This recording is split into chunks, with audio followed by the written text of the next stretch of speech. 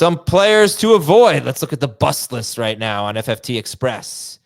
And good morning, everybody, or whenever you're listening. Adam Azer here with Dave Richard. Dave, I'm going to look at NFC average draft position, and I'm going to NFC is not the football conference, by the way. It's just a site that experienced. It's a high-stakes fantasy football league that does drafts year-round. There you go. I'm going to look at their ADP, early ADP since March 15th, and I'm going to give you one bust in each round, or at least I'm going to give you a maybe bust in each round, okay? Sure. Number one, in round one, it's going to be Jahmyr Gibbs, 4th overall. He's just not worth that cost when David Montgomery is healthy. But he's still a really good running back, so I don't want to say that he's going to be a bust. He's just not worth the cost at number 4, but I mean, if we're talking about like 1, 2, 3 picks later, he's probably worth it. And if Montgomery misses time, he's the elder running back of the two, then Jahmyr Gibbs would be like the best running back in fantasy. So I don't want to say, oh, yeah, you can't take him. It's terrible. If you love the guy, take him at 4. But I think that there are at least 3 receivers, maybe 4 or 5, and at least 1 running back, Bijan, that I would rather have than Gibbs. All right, in round 2, I'm going to say Jonathan Taylor, who is the last pick of round 2. So it's pretty close to where he should go. But we have so many quarterbacks in this round. I know that we're not taking we got right. Josh That's Allen, busty for sure. We have 4 quarterbacks in this round. That's the layup. But so I'll say Jonathan Taylor. And in most of our drafts, you're not going to see 4 quarterbacks go, but you will see Jonathan Taylor go maybe even earlier than the last pick in round 2. In a PPR league, you can make the case for a bunch of other receivers ahead of him, but this offense is going to revolve around him no matter who the quarterback is. The offensive line is still not bad. And we know that Jonathan Taylor can be an absolute touchdown machine. He can be a week wrecker for your squad. I think he's worth a round 2 pick.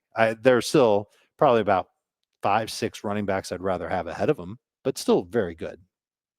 Okay, let's go to round 3 and Garrett Wilson. That's one I won't have to convince you on. Garrett Wilson, round 3. And we talked a lot about Garrett Wilson on the main show. It's a new offense coming in.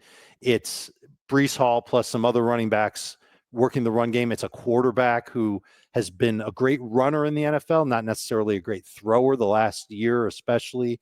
Just did not look great. And although he has 1 year under his belt where he helped DJ Moore have a monster season, it's tough to expect the same thing to happen with Garrett Wilson. I love Garrett Wilson. Awesome talent. Just a tough spot right now. All right, let's go on over to round 4. Wow, James Cook, by the way, 38th overall. That is one heck of a value. But I'm going to go with Davante Adams, 43rd overall. I like the landing spot for Adams. Couldn't have been much better, but I do not want to take him this early. But if I had to take him this early, maybe like late round 4, I don't think I'd hate it. I really love the landing spot, and I think opportunities will still be very good for him. I think he's basically going to play in the Cooper Kupp role. He should see 8+ targets per game. He's been productive as recently as the end of last season. Matthew Stafford's a great quarterback. He's going to have good protection, and I think he's going to be a red zone guy for the Rams. It wouldn't surprise me if he ended this year coming up with 8+ touchdowns. So maybe not the same type of catch and yardage that we're used to from Davante, but lots of touchdowns to help make up for it. And still somebody who can be very, very good as a number 2 receiver. All right, we're going to take a break. We're through 4 rounds. We'll do hopefully 4 more when we come back on FFT Express. Let's get into round 5 here. And again, a lot of quarterbacks flying off the board. So I'm going to try to avoid that, but I'm just going to look at Bo Nix and Jared Goff are in this range, which obviously we would never take them in round 5, but they are QBs 8 and 9 respectively. So if we talked about them from that angle, not where they're going in this draft, but where they're going at the quarterback position, QBs 8 and 9, Bo Nix and Jared Goff, are those busts? I don't hate it for Goff. I do not like it as much for Bo Nix. I think Goff is in that conversation of who's QB 7. We know who the top 5 QBs are. Mahomes is kind of QB 6 because we'll hope that he can put together a big bounce back year. Of course, we said the same thing last year. But Goff has kind of had this decent track record. Last year was really the best of it. Averaged over 23 fantasy points per game after back-to-back seasons at around 20. The worry I've got is whether or not the offense in Detroit will still be as explosive and as creative as it was under Ben Johnson. And if it does take a step back there, then yeah, Jared Goff's numbers are going to take a small step back, but I think he can still be a startable fantasy quarterback. You've got to weigh him against the likes of Caleb Williams. I think Nix is in that conversation just behind him. I think Justin Herbert's in that conversation too. Others will say that Kyler Murray should be there. Brock Purdy should be there, but you get it. There are a lot of names at quarterback that are going to be in that range. They could be anywhere from 8 to 15 at the position. And Goff, think about this, folks. Goff threw for 4,629 yards and 37 touchdowns, and he finished as QB8 per game. So how can you draft him as QB8? I mean, you really think he's going to do that again? He just doesn't tough to run. expect. It's a good 56 point. rushing yards last year. It just weighs him down.